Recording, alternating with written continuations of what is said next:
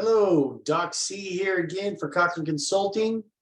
Thank you for joining us. Again, we do a series of videos talking about business and exit strategies, mergers, acquisitions. Basically, to sum it up, is our E4 math philosophy system, which is entering, evaluating, enhancing, and exiting business ownership. Today, we have a series of videos on making your business profitable and sellable. And so today's topic is the ingredients for a successful exit for business ownership. This is number 3 of our video session. It's a kind of a roadmap that we've put together, and of course, it's free of no charge to you if you'd like to take a look at it. By the way, just if you'd like to email me at any point in time, you can reach me at cochranconsulting@yahoo.com or curtis@ccochranconsulting.com. So let's get started. So your business, possibly your most valuable asset, usually is, if it's your business, and your exit from it should be conducted like the most important thing you'll ever do or accomplish in your life. So over 3 decades, we have observed that most successful transactions all contain key elements, key ingredients to that exit. So you must take steps to determine that you will receive the highest price available to you. A high level of comfort must be developed between you and us, which we call ourselves primary business consultants, to establish this exit. Now, the common struggles, although there are many variations to ways of estimating value of a business, they tend to follow these 3. And we're going to talk a little bit more about the others because we use a variety of different formulas to evaluate business. But basically, business is evaluated by either the asset-based approach, the market comparison approach, or the income-based approach. We use more than that to take a look at your company. So that's always comforting when you are looking to exit your business, because when a buyer looks at your company, they may only look at those 3, the asset, market, and income approach, which what buyers always try to do is they try to actually undercut your bottom line. And so we use 9 to actually justify all of those numbers that we produce. All right, the 3 simplest steps that help people just like you achieve the results. The result, step 2 of my course delivers. Okay, and that is number 1, the expectation or flexibility of the seller. The expectation and flexibility. The seller, if you are a seller, you need to be flexible when it comes to this process. Flexible meaning it's going to cost you some money to get this thing ready and time, because it's, selling a business is not like selling a house. Business is totally different. Number 2, the type of buyer. And that's the key, because unlike a house, anybody can buy a house, but not everybody can buy a business, because you want to make sure that this buyer, first of all, can pay for it. Second of all, if they have the experience in that industry.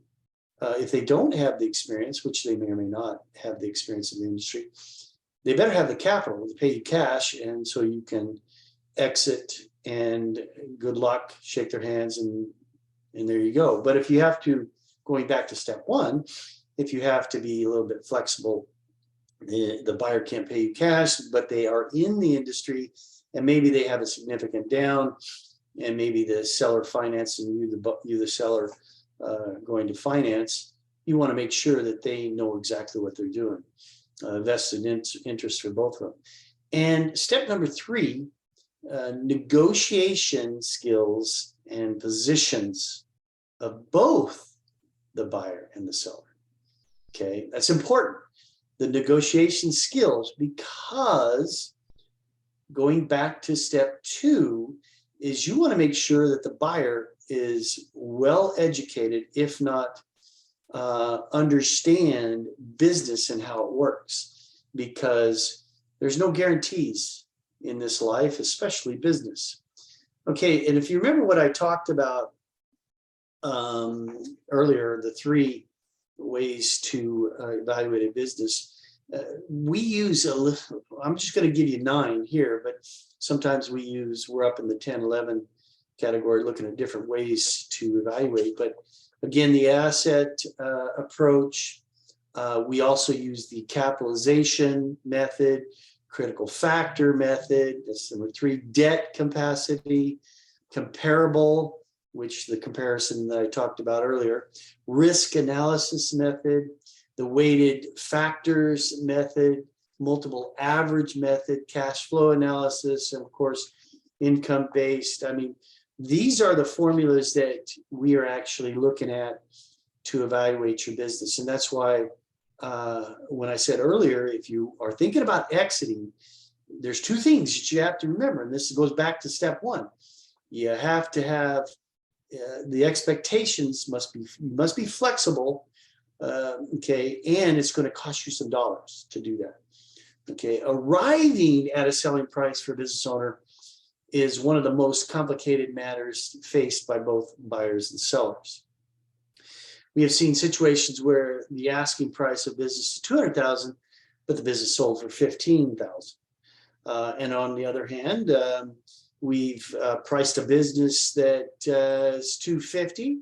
We've seen this where that is priced at $250K and eventually sold for $1.2 million. Now, there's a variety of reasons. I mean, that's a big gap on both of those, but there's a variety of reasons. And basically, the number 1 reason that these kinds of things happen is because both the buyer and seller, first of all, the seller doesn't want to get an evaluation because it costs money. And there goes the problem, because they haven't, to evaluate a business, there are a lot of moving parts, and we have to place a value to those parts. Okay, that's one of the things that you have to realize. We want to make it clear from the outset that there is not one single method that magically works every time for valuing a business. Say that again.